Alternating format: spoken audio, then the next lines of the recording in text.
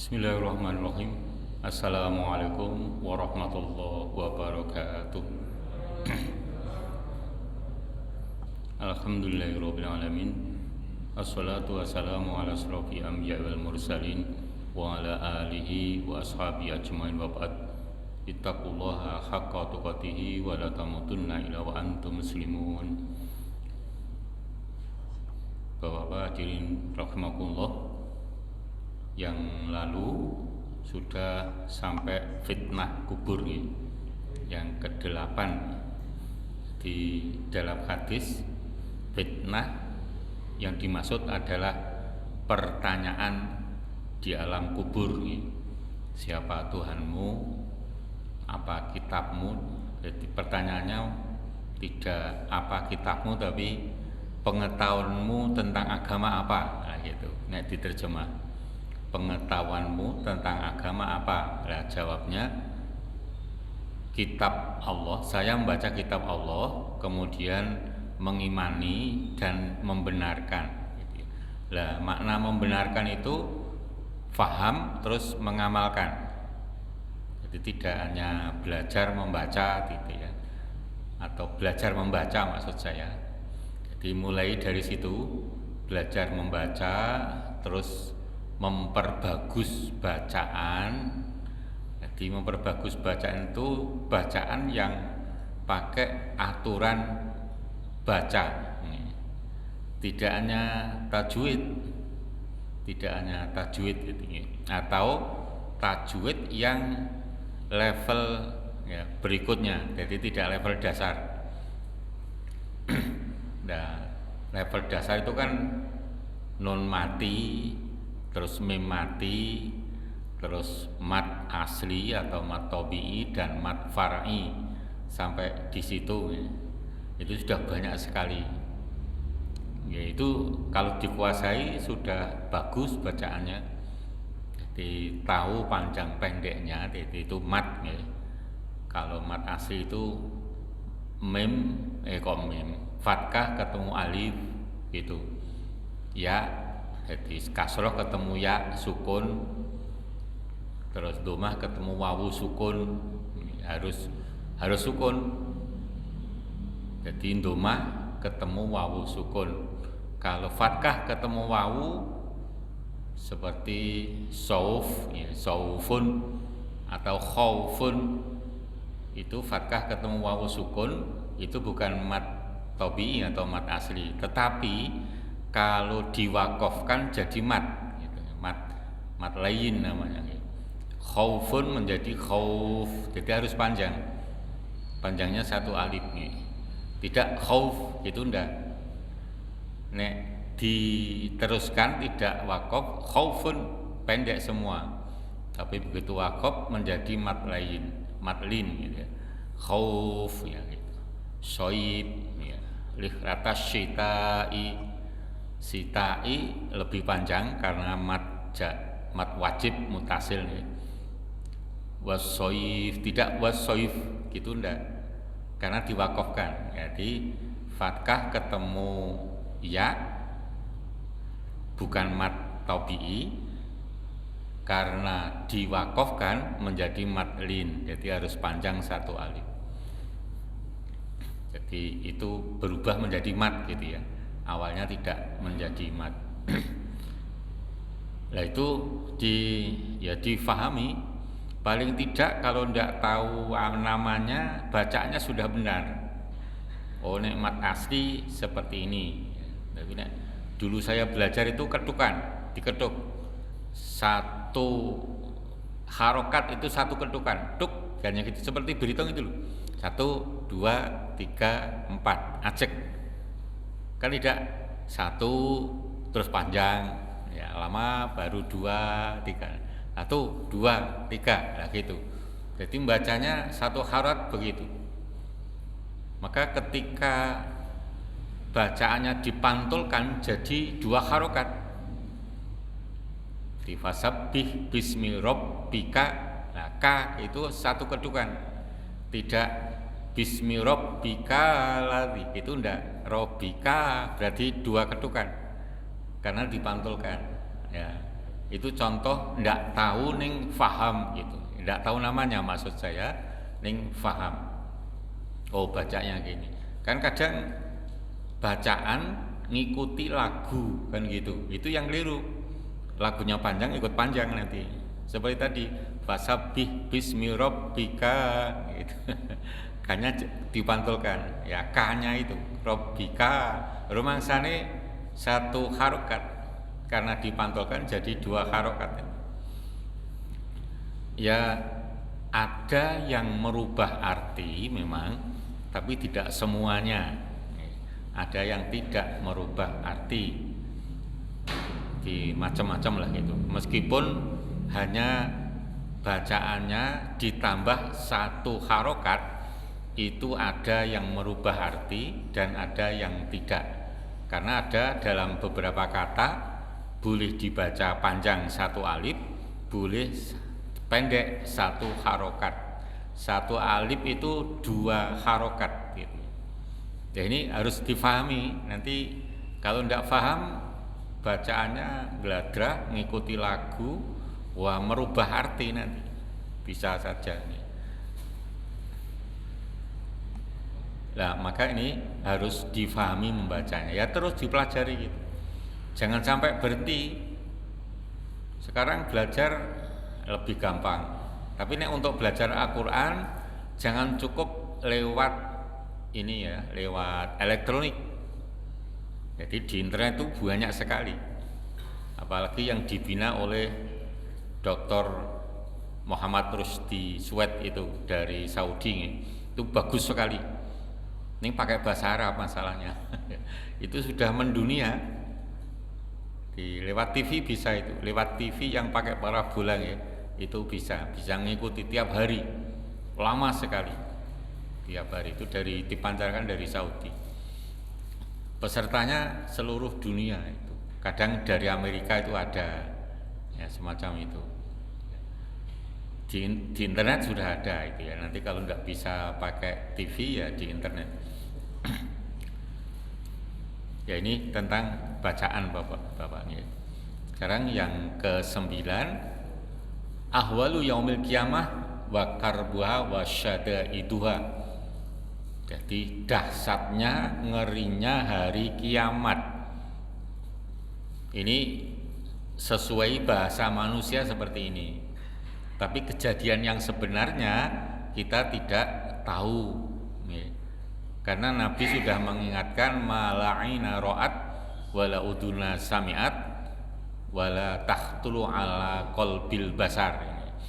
Tentang mulai dari terjadinya kiamat, hancurnya dunia, sampai nanti tentang surga dan neraka, itu tidak bisa diungkapkan oleh kemampuan manusia. Menghayal pun tidak bisa. Apalagi dengar, melihat, tidak bisa. Jadi apa yang diberitakan oleh Allah dalam Al-Quran itu sebatas bahasa manusia. Sesungguhnya gimana, tidak bisa. Ya, sesungguhnya gimana tidak bisa. Nah, kita bisa membayangkan sesuai dengan kemampuan kita aja. Kalau bintang seluruhnya sudah menjatuhi bumi, kira-kira gimana gitu ya. Padahal bintang itu, satu bintang itu lebih besar daripada bumi. Nah sekarang jutaan bintang yang jatuh. Nah, ini semacam itu. Nah setelah itu, jadi kalau ada film yang judulnya kiamat kok ada yang selamat, itu kan hanya itulah bahasa manusia, kemampuannya seperti itu. Jadi tidak bisa sesungguhnya. Nah ini kengerian, kedahsyatan, jadi begitu menakutkan tentang kejadiannya hari kiamat. Ini maksudnya mulai dari hancurnya dunia, membuat mukmin itu takut kepada Allah. Nah, karena takutnya dikarenakan kengerian itulah yang akan menghapus dosa-dosanya. Jadi bukan karena ngerinya langsung, bukan. Sebab ngeri, dahsyat, benar-benar menakutkan, sehingga membuat orang mukmin taat kepada Allah, menjalani perintah dan menjauhi larangannya. Itu yang membuat dosanya dihapus.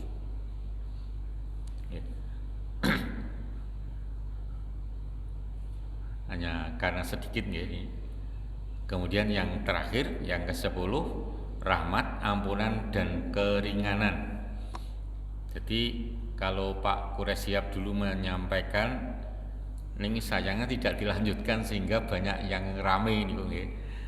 Jadi manusia itu masuk surga bukan karena rahmatnya, itu memang betul nih. Sampai di situ kalimatnya betul. Ini jangan dititik. Tapi Pak Quraisyhab kan menitik, salahnya di situ. Jadi manusia itu masuk surga bukan karena amalnya, tetapi rahmat Allah. Jadi karena rahmatnya. Lah terus harusnya dikasih penjelasan cara menjadikan mendapat rahmat itu melakukan amal baik, harusnya begitu. Ini dititik itu, hadisnya memang begitu hadisnya. Bukan karena amalnya titik memang hadisnya, tapi ada lanjutannya gitu. Ya kan, terus mengundang masalah ya. Jadi tanggapan yang luar biasa itu bahkan tidak hanya Indonesia nih. Ya. Jadi harus diteruskan hadisnya. Jadi bukan karena amalnya, tetapi rahmat Allah. Lah terus penjelasannya, untuk mendapatkan rahmat Allah harus beramal soleh. Ya juga karena amalnya. Ini mendapat rahmat tadi. Yang lalu sudah dijelaskan sedikit tentang bagaimana supaya mendapatkan rahmat. Sekarang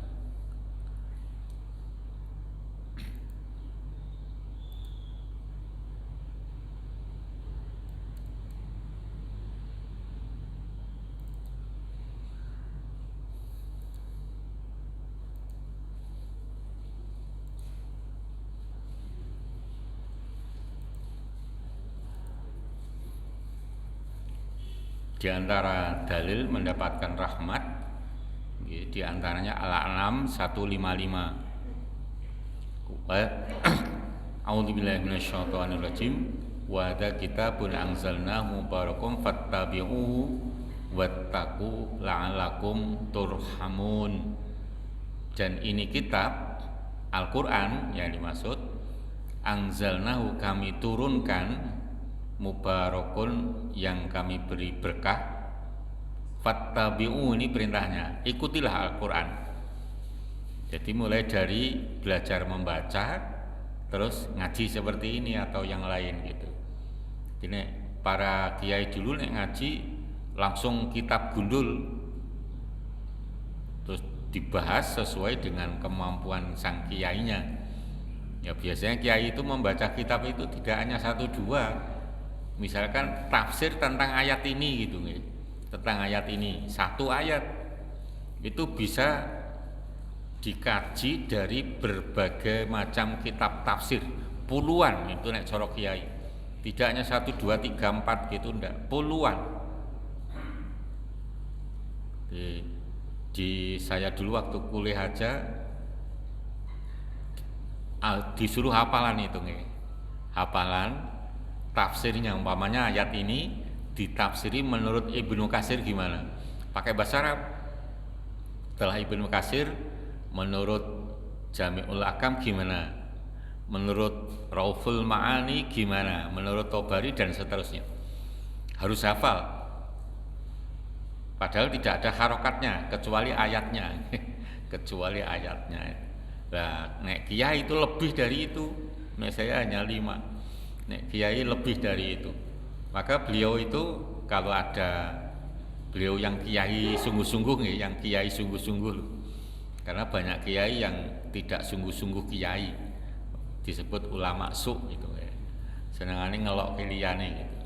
Nek kiai yang sungguh-sungguh, perbedaan bukan bahan untuk memperolok-olok. Ya barangkali saya belum tahu malah gitu. Padahal bacaannya sudah puluhan. satu kata puluhan tafsir. Itu mensikapi perbedaan barangkali saya belum membaca, maka mendatangi kiai yang mengkonter tadi, kok beda kitabnya apa ya, seperti itu nek sikap kiai. Jadi ditanyakan, oh kitab ini, baru cari. Kan seperti kiai saya dulu, kitabnya tidak hanya almari tempatnya, tapi kamar, 2 kamar itu penuh sekali, itu kitabnya. Dan sudah dibaca semuanya. Jadi hebatnya di situ. Ya, karena mengamalkan betul tentang wahyu, Iqra tadi, mengamalkan wahyu pertama. Iqra, bacalah. Kalau pengen jadi kiai ulama yang benar, ya membaca. Kalau baca luar biasa itu, tahan lama, berjam-jam. Di yang saya anggap kiai yang kecil itu nek belajar sehari khusus membaca aja sendiri 4 jam, sehari 4 jam, itu setiap hari. 4 jam itu berapa lembar aja ya? Karena yang cerita itu yang punya kitabnya, jadi bukan perpustakaan ya. Jadi Kiai Haji Makmuri itu loh, utara bunderan itu nek membaca kitab di musolanya itu 4 jam terus sendirian, belum nanti ngaji dengan teman-temannya, dengan sahabat-sahabatnya. Maka ilmunya juga luas banget gitu. Jadi tidak sembarangan menghadapi perbedaan atau menanggapi perbedaan itu langsung menhujat, menjelek-jelekan, itu ndak. Ya karena ilmunya memadai. Nah itu yang sulit di situ nih. Yang berikutnya, ja'alallahu rahmatan mi'ata juz'in. Allah menjadikan rahmat ini ada 100 bagian. Ini sering disampaikan. 100 bagian. Fa'amsaka indahu tis'atan wa tis'in juz'an. Oleh Allah ditahan, tidak diberikan kepada makhluknya 99. Ini yang akan diberikan nanti di surga. Wa anzala fil ardi juz'an wahidan, kemudian diturunkan untuk makhluknya di bumi hanya 1%. Hanya 1 aja kita belum menikmati semuanya, loh, tidak bisa.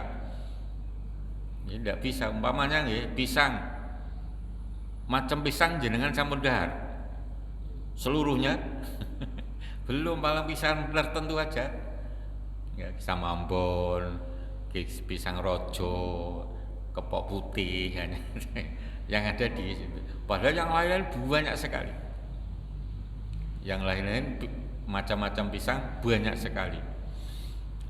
Famin dzalikal juz, yang sisanya tadi ya tarohamul khuluq, dengan 1 rahmat aja makhluk saling sudah memiliki sifat kasih sayang. Sudah memiliki sifat kasih sayang. Contoh, harimau itu galaknya seperti apa, tapi dengan gogornya kan enggak ngapa-ngapain gitu. Dan gogor pirsa nggih, anak macan.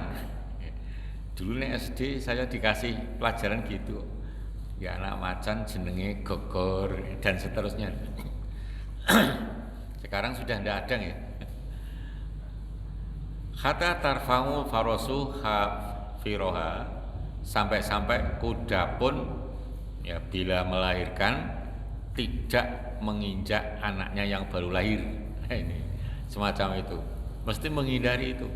Tidak punya akal nih bisa mengasih sayangi kepada yang lain, termasuk anaknya. Apalagi manusia kan lebih harusnya begitu. Nah, ini pengertian rahmat, kasih sayang, termasuk bimbingan, penjagaan. Jadi kita diberi rahmat itu dijaga oleh Allah agar tidak buruk, agar taat terus, jaminan, dijamin menjadi orang baik, dijamin masuk surga, terus begitu. Perlindungan, petunjuk, pertolongan dan lain-lain dari Allah yang diberikan pada makhluknya dengan syarat-syarat tertentu. Nah ini rahmat juga berarti surga. Jadi semoga di akhirat mendapatkan rahmat, itu maksudnya surga. Karena di sana masih 99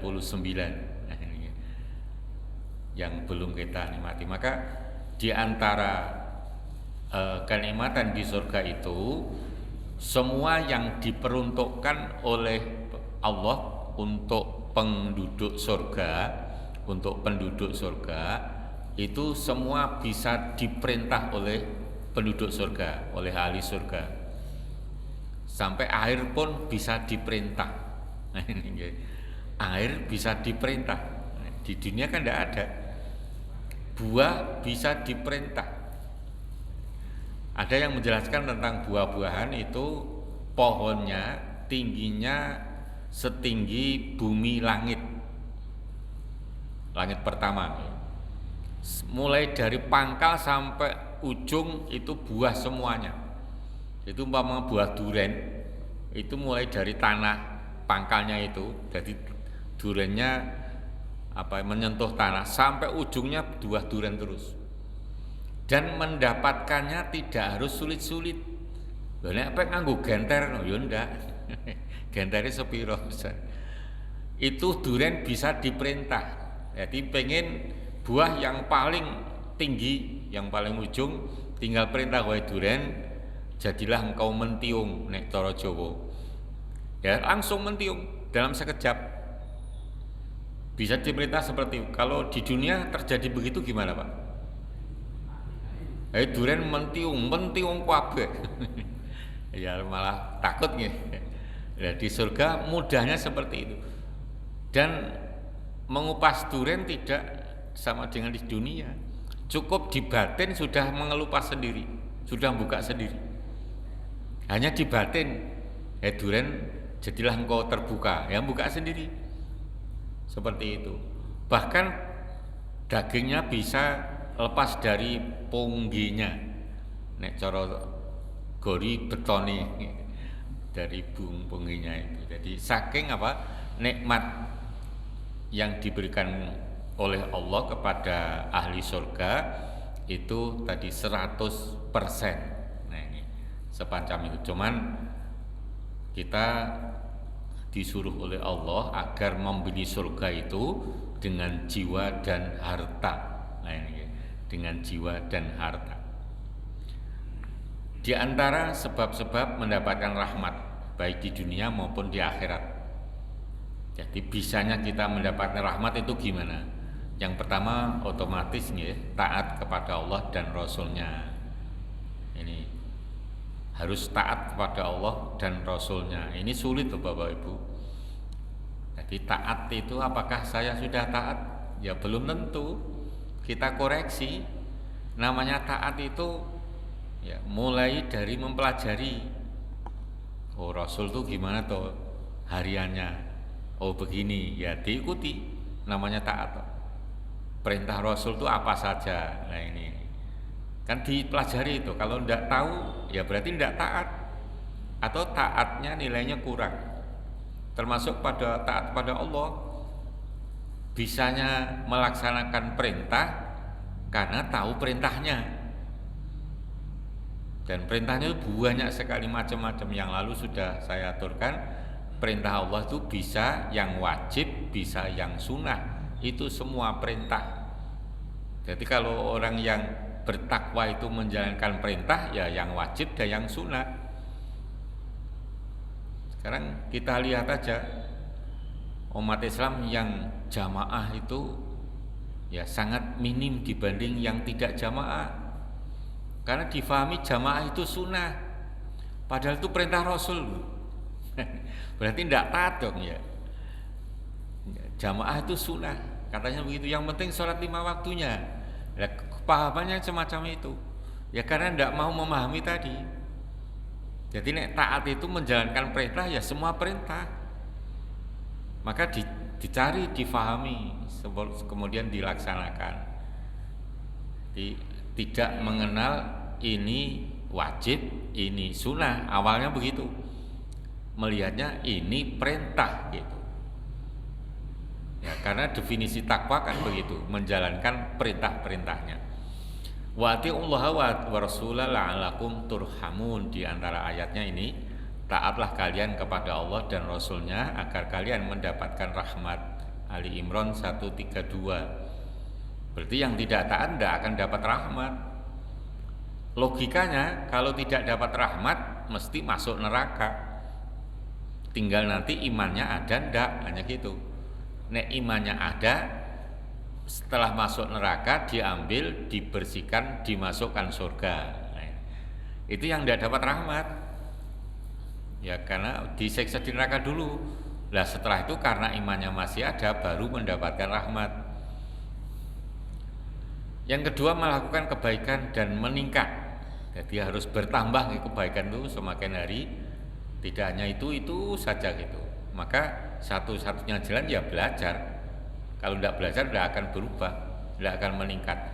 Bala man aslama, bala ya. Tidak demikian atau jangan begitu, atau memang orang yang maksiat itu akan celaka, tapi yang beriman man aslama wajhulillah ini orang yang bisa diterjemah masuk Islam, ini masuk Islam wajhulillah, masuk Islam dengan sesungguhnya atau pasrah bongkoan. Nah itu wahwa muhsinun, sedangkan dia mau berbuat kebaikan. Muhsin itu kebaikannya semakin hari semakin bertambah, itu muhsin. Maka ayatnya tidak wahwa hasanun, hasanun, dia baik kayaknya gitu. Tapi muhsinun, dia melakukan kebaikan terus meningkat, bertambah. Falahu ajru inda rabbihi, maka baginya akan mendapatkan pahala terus. Wala khaufun alaihim, dan tidak akan mengalami atau merasakan kekhawatiran, ketakutan, baik masih hidup apalagi nanti di hari kiamat. Orang-orang yang lain sama takut, sama menderita, yang ini tidak gitu ya. Karena tadi pasrah kepada Allah, diatur seperti apa mau, didhawuhi seperti apa ya melaksanakan, maka hadiahnya Allah menjamin tidak akan mengalami ketakutan apalagi nanti di hari kiamat gitu ya.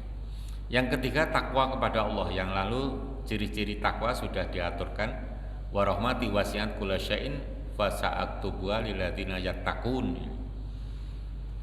Jadi Allah akan memberi rahmat khususnya untuk orang-orang yang bertakwa.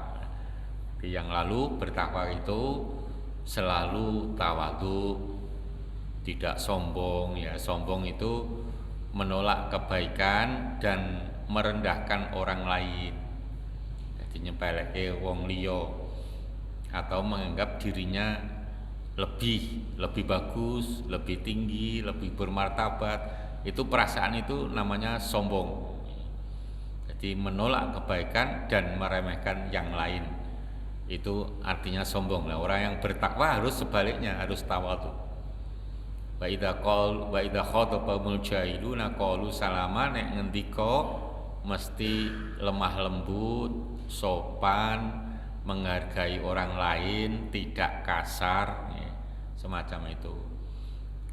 Yang keempat, mempererat jalinan silaturahim. Ya meskipun kita melakukan silaturahim itu karena saudaranya jauh ya, setahun sekali pas lebaran ya tidak apa-apa, yang penting terus dijaga terus. Sekarang lebaran ke lebaran yang lain itu menurut perasaan kan cepet nih, tidak lama begitu ya.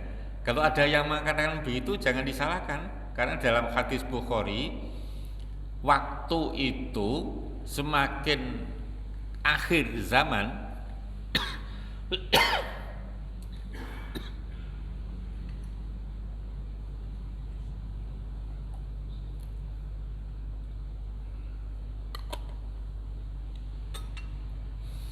jadi waktu itu semakin akhir zaman semakin menyusut. Gambarannya seperti jam dinding dan jam tangan, jumlah angkanya sama, tapi antara angka 12 dengan 1 ya lebarnya dibanding jam tangan, jam tembok lebih lebar atau lebih kecil. Nah itu ya, zaman itu seperti itu. Dulu jam tembok, sekarang jam tangan, jumlahnya sama tapi jaraknya akan beda. Maka kalau ada yang piyayi mengatakan saiki waktu ki cepet, memang benar itu. Nek teori fisika yang saya pernah baca, waktu itu semakin nyusut menjadi satu titik meledak. Itu teorinya ahli fisika dosen UGM itu Prof. Baikuni. Ya ada mungkin ya benar, ya masuk akal gitu ya. Itu teori ya, jadi tidak satu-satunya yang benar enggak, teori. Jadi semakin menyusut, disitulah nanti meledak, hancurnya dunia. Nah sekarang sudah mulai ya tahu-tahu lebaran lagi, tahu-tahu semacam itu, tahu-tahu pandemi wis 2 tahun punjul, jadi ora krasa.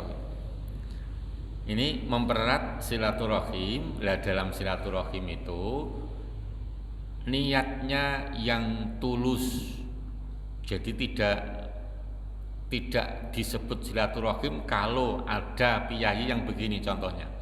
Dan itu terjadi, seorang kakak mengunjungi adiknya. Lah kakaknya itu lebih kaya, sementara adiknya miskin, ya serba kurang lah gitu. Kakaknya bilang, "Dek, saya kesini tuh pertama silaturahim, sing kedua aku harap nikoke utangin ke piye." Lah itu bukan silaturahim. Kuwi janjane niate nikokne utang. Meskipun bilangnya pertama silaturahim. Tapi sing kedua tadi lho nggih. Kecuali adiknya mengingatkan beda. "Dik, saya kesini silaturahim, biar tahu beritanya gimana, keadaan gimana," titik, sudah. Terus adiknya matur, "Mohon maaf mas, gini ini utangnya," gitu. Ya sudah, ndak usah dibahas, iya gitu aja. Itu baru silaturahim.